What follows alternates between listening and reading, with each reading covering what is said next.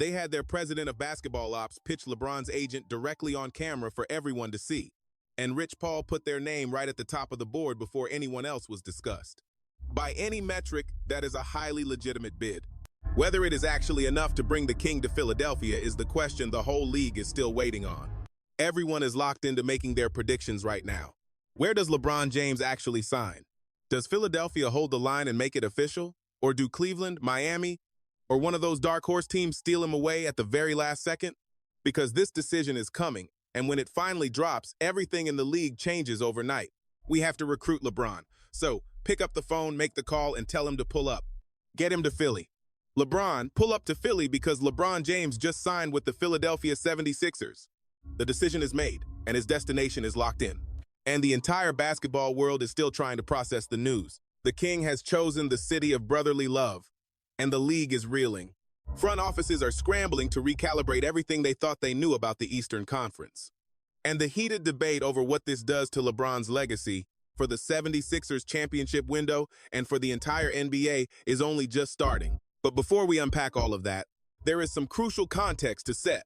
Because how this happened and why he chose Philly and what the actual road to this decision looked like is a story that goes way deeper than a simple headline. Let's break it all down. To understand why this massive decision has sent shockwaves through the entire basketball world, you first need to grasp exactly who LeBron James really is and why absolutely nothing he does in his career ever feels ordinary. LeBron Ramon James is 41 years old, and at an age when most professional athletes have already been retired for years, he spent last season averaging 20.9 points and 7.2 assists and 6.1 rebounds over 60 regular season games. He earned his 22nd All-Star nod this year, his 22nd. That number alone defies belief. Most players don't even accumulate that many appearances across an entire career, and LeBron is still adding to that total in his early 40s. He's also the NBA's all-time leading scorer, a record he claimed during the 2022-23 season by passing Kareem Abdul-Jabbar, a milestone that felt like a major cultural moment rather than just another sports story. That's the kind of sheer cultural power that follows him everywhere he goes. His resume goes way beyond what any basic stat sheet can show. 4 NBA rings, 4 Finals MVP awards, 4 regular season MVP trophies, 10 Finals appearances spanning 4 different decades with 4 different franchises. He orchestrated the most legendary comeback in sports history, erasing a 3-1 deficit against those 73-win Warriors in 2016, an effort that most basketball minds still regard as the greatest individual display in finals history. Then he took his talents to Los Angeles and made the Lakers a championship team again, winning the 2020 title inside the pandemic bubble, proving for the 4th time that wherever LeBron James goes, banners follow. By any honest metric, LeBron James is right there in the debate for the greatest to ever play the game. Because of that stature, every move he makes in free agency carries a heavy amount of weight that simply doesn't apply to any other athlete in the world. When he picked Miami in 2010, it completely dominated the national conversation weeks before the actual announcement dropped. When he went back to Cleveland in 2014, it made front-page news way beyond the sports world. When he joined the Lakers back in 2018, Los Angeles erupted in a way that reminded everyone how powerful his gravity really is. And now, he's hit free agency once again. Once he told LA he wasn't returning for 2026-2027. The second that news dropped, every front office in the league started making moves. Nobody doubted teams would chase LeBron James. The real question was, who actually stood a chance of landing him? And here's the wild part, because the 76ers weren't always part of the answer to that question. Early on in LeBron's free agency, the teams with all the real momentum were the Cleveland Cavaliers, the Miami Heat, and the Golden State Warriors. These were the spots with deep emotional ties or the roster power to make a real pitch. The 76ers weren't even in that conversation. Nobody was putting Philly in the same breath as those top-tier frontrunners. They weren't getting any calls from LeBron's camp. Instead, they were stuck on the outside looking in while rival teams fought for position. Then Philly pulled off a blockbuster that completely reshaped the summer. They grabbed Jaylen Brown from the Boston Celtics for Paul George and a haul of draft picks. The 2024 Finals MVP, a 2-time All-NBA star and one of the 5 or 6 most dominant two-way wings in basketball, he was a proven leader who just guided Boston to a championship run, acting as their primary closer during the most high-stakes moments of the playoffs. Once that trade went through, Philly went from a total afterthought in the LeBron chase to a massive threat. ESPN's Shams Charania was completely direct about this timeline on national television. The 76ers simply weren't in the picture before landing Jaylen Brown. But after that deal, the math changed instantly. Just hours after the news broke, Tony Jones of The Athletic reported that the 76ers had officially registered their interest in signing LeBron James. Just like that, Philly was firmly in the race, putting the entire league on notice. Just imagine what that starting lineup looked like once people started running the numbers. You had Tyrese Maxey running point, VJ Edgecombe on the wing providing crazy athleticism and defensive fire, and Jaylen Brown playing the role of primary wing scorer, plus Joel Embiid, locking down the paint with the sort of historic dominance that almost nobody else in league history can match. With LeBron James sliding to power forward to act as the ultimate orchestrator, the finisher, and the veteran leader who has survived every high-pressure scenario basketball can throw at you. That starting unit literally has zero holes in it. It forces opposing coaches into absolute nightmare matchups and keeps the defense on its heels from the very first whistle.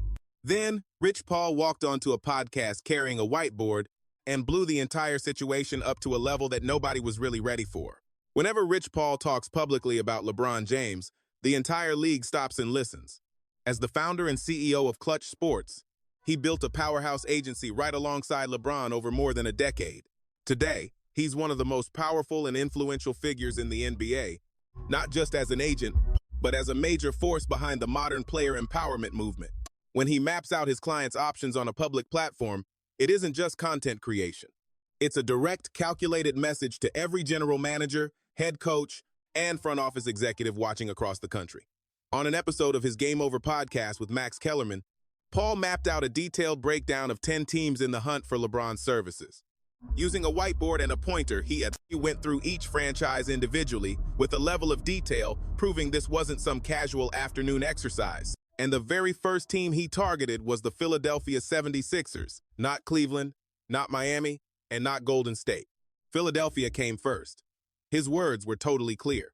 Philly was at the top, everything changed, and then he explained precisely why. How could you not have his attention when your lineup has Maxey, Edgecombe, Brown, and Embiid?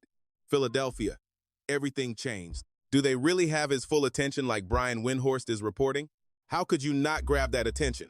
When your roster boasts Maxey, Edgecombe, Brown, and Embiid, that incredibly bold statement came directly from the guy who pulls all the strings in LeBron's professional career. And he chose to open the board with Philadelphia. The internet ran wild with it instantly. Headlines declaring an imminent signing flooded every major sports platform within hours. That is exactly where the gap between rumors and reality opened up, and we'll circle back to that. First, the pure basketball case for this pairing deserves a real breakdown, starting with Joel Embiid.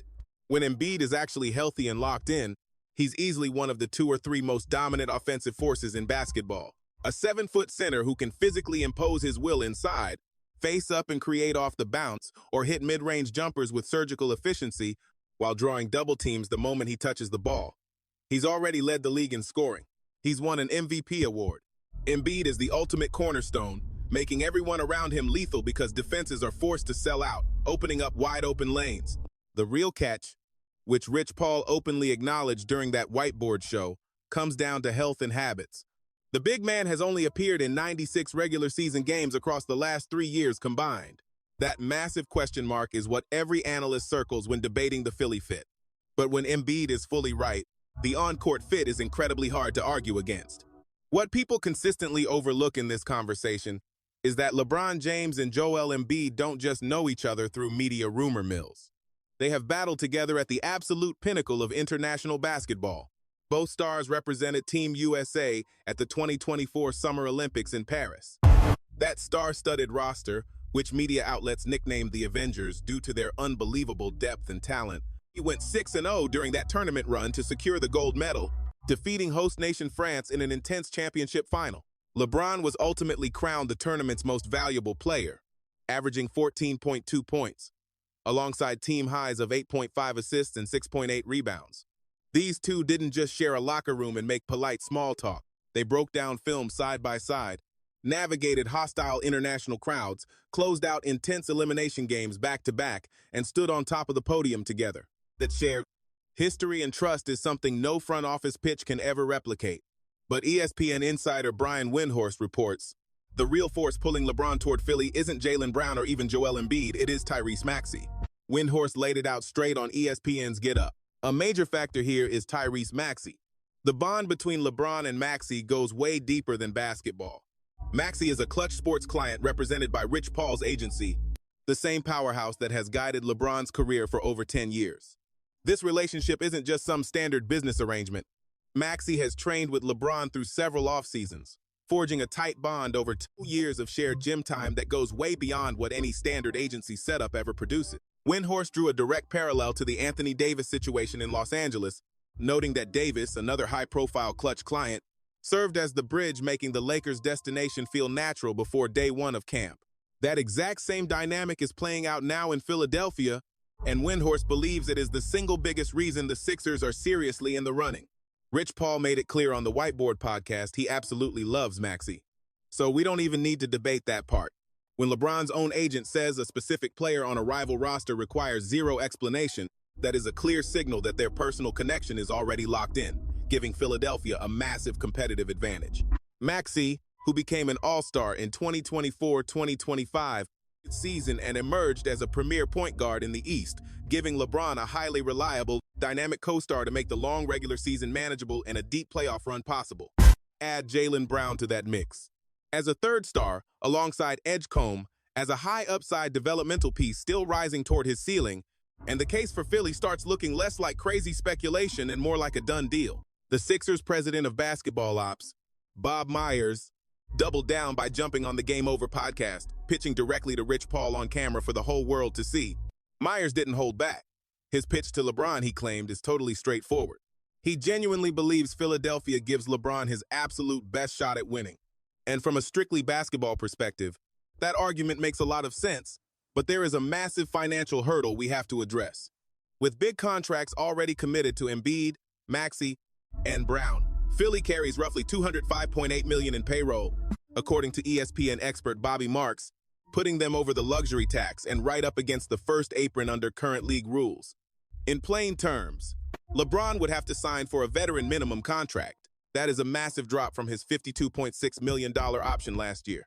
But several reports, including Rich Paul talking directly to ESPN, show LeBron will accept that pay cut for the right fit. As Paul put it, this is the first time LeBron gets to make a decision pressure-free. He has already won it all.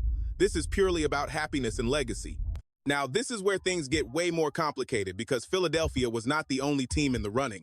And the other teams LeBron was looking at were as tough as any free agency rivals he has ever faced. The Cleveland Cavaliers entered the summer as probably the biggest threat to Philadelphia signing LeBron.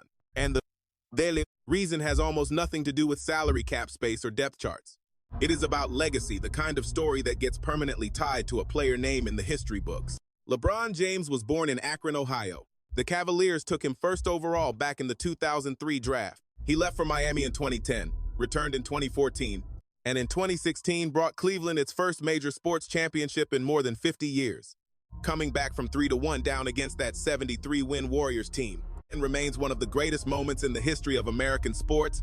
And LeBron framed it as a Northeast Ohio kid coming home to pay a debt he felt he owed his city. That story never really fades. And these current Cavaliers are not the empty roster LeBron had to carry alone during his first run. Cleveland has actually been a steady power in the Eastern Conference over the last few years. They real contender that does not need a massive rebuild around a 41-year-old.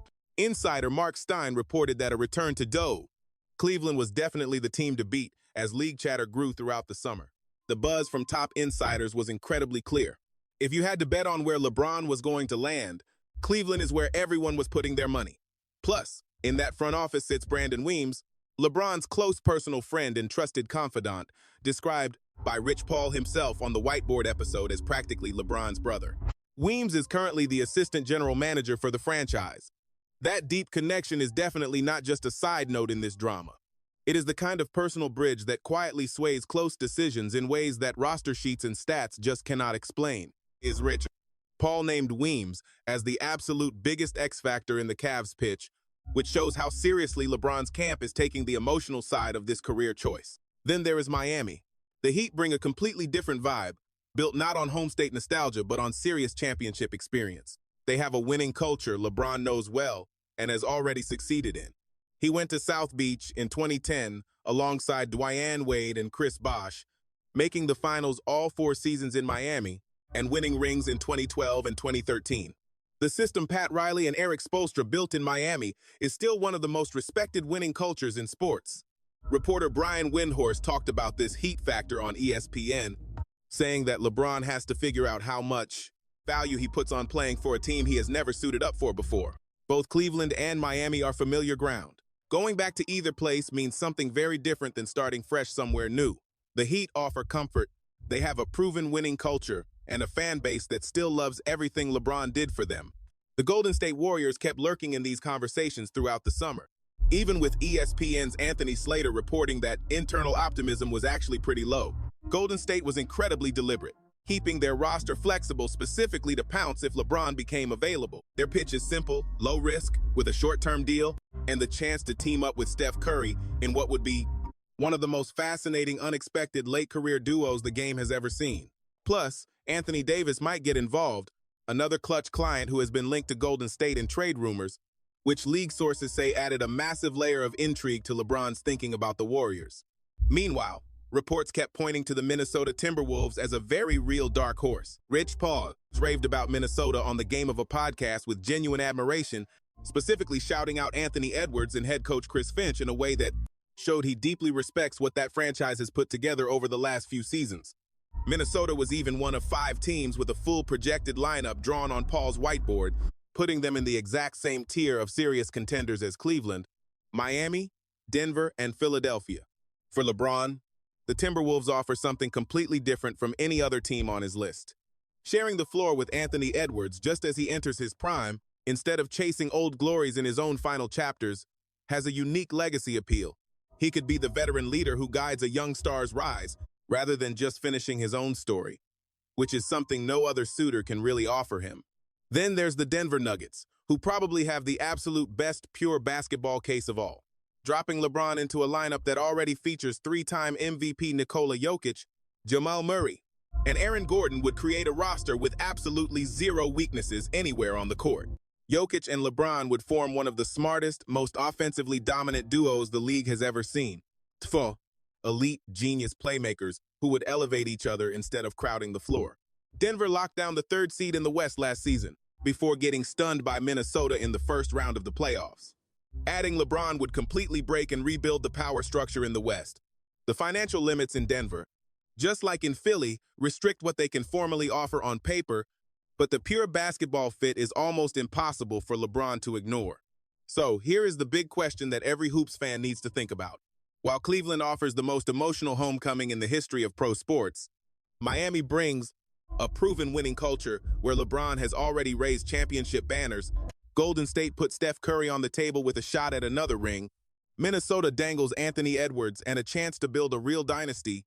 And Denver offers Jokic alongside the absolute best pure basketball fit. With all those heavy offers on the table fighting for one signature, what made the rumor mill keep circling back to Philadelphia? Why did Rich Paul outline their name first? What drove Bob Myers to fly out and pitch him live on camera? That is where the actual truth of this whole story finally lands. See, the endless rumors flooding everyone's feeds, the massive headlines taking over every sports site, those viral videos claiming the choice was made and he was heading to the 76ers, all of that content was actually built on a foundation of mutual interest, solid insider reporting, and what Rich Paul was busy drawing on a whiteboard during a recent podcast episode, not a contract. There was no single official word from LeBron's camp or the Philadelphia 76ers. Tony Jones from The Athletic confirmed the Sixers made a formal inquiry. Rich Paul admitted Philadelphia definitely had LeBron's attention. Shams Charania ranked the Sixers 3rd on his list, right behind Cleveland and Miami. Both Mark Stein and Jake Fisher reported the front office believed they were in the mix with Cleveland, Golden State, and Miami. All of those details are completely true. Every bit of it is real news. But the media machine, the hype machine that values cheap drama and clicks over boring facts, grabbed those clues and ran with them, turning simple interest into a done deal in the minds of millions of fans. This is how modern sports rumors spread. Trusted reporters confirm interest. Another lists a ranking. Then an agent draws on a whiteboard and writes a team name at the top. Within minutes, social media accounts and creators are packaging a standard rumor with a little backing as an absolute guarantee. Fans, conditioned by constant breaking news to expect instant answers, jump to conclusions based on whatever the headline hints at. And the headline in this case pointed to a massive contract signing that simply did not exist. Paul said it himself, out loud and clear, no decision is close, and teams chasing LeBron are ready to wait as long as necessary. Paul even told ESPN directly that he does not expect any resolution soon. That is LeBron's actual agent managing everyone's expectations, but the media machine kept grinding like an announcement was dropping tomorrow. That massive divide between actual insider reporting and the online hype is the real story hiding beneath the headlines. Here is what we do know. LeBron James is handling this free agency differently than ever before. According to his own team across several public channels, a completely unique situation. It's in LeBron's career that he is making a move free of duty, with no old scores to settle or pre-written narratives. He won in Cleveland. Championships followed in Miami, then another in Los Angeles. He came through on every single promise he made publicly. Like Rich Paul told ESPN, this move is only about personal happiness. What actually brings him joy now? What space lets him compete without carrying an impossible physical burden? Which situation gives him the most realistic shot at a fifth championship on his own terms? Right now, there is no easy answer to that question. And that is exactly why this massive drama refuses to play out on anyone else's ticking clock. Every destination on his radar offers a completely different version of the ending. Philly boasts the absolute most stacked lineup, but it hinges on Embiid staying healthy and demands a massive pay cut. Cleveland promises what would easily be the most emotionally resonant homecoming story in professional sports history, backed by a real Eastern Conference contender filled with LeBron's closest guys. Miami brings that proven championship culture, a city that never forgot what LeBron delivered there, and a solid framework that has already won championships with him. Golden State offers Steph Curry, low risk, and a kind of championship infrastructure that has been the single most reliable brand in basketball for 10 years. Minnesota brings something absolutely no other team can replicate, the chance to play right alongside Anthony Edwards at the very start of a generational career. Denver offers Jokic in a pure basketball argument that is incredibly tough to dismiss on logic alone, no matter how the emotional factors eventually shake out. None of those moves is clearly wrong. None of them is clearly right either. And that exact ambiguity is what makes this the most compelling free agency decision the NBA has seen in years. LeBron James at 41 is still so relevant that 27 teams called his agent, still physically capable of turning an early playoff exit into a deep championship run, still carrying enough cultural weight that simple rumors about his choice completely dominate the sports world for weeks. This is not some legend just riding out the final years of a great career. This is a superstar actively handpicking where he wants to chase one last ring. The 76ers made their case as aggressively and publicly as any team in the race. They snagged Jaylen Brown first, just to build up the roster.